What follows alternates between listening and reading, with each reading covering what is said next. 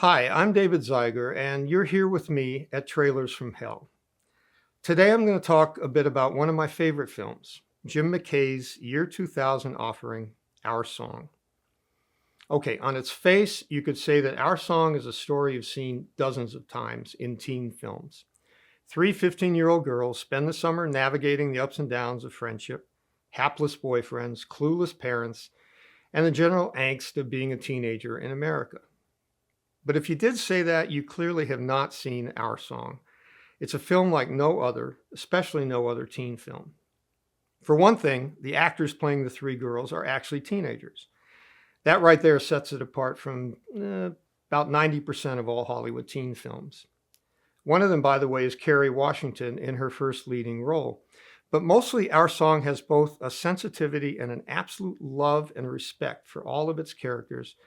It's really hard to find in the teen genre. Jim McKay was among the group of young independent filmmakers who in the 1990s were creating naturalistic, low-budget films, often using untrained actors with minimal scripts and crews that allowed for a lot of improvisation. Folks like the Duplass brothers, Kevin Smith, and Greta Gerwig in their Salad Days.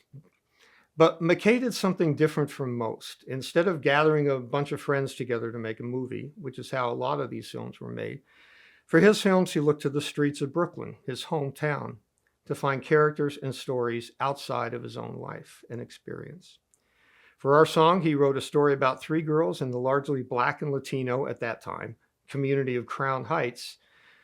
They're dealing with all of the issues you'd expect: poverty, terrible education, their school's just been shut down because of asbestos, divorced parents, and some you might not expect, like pregnancy and abortion.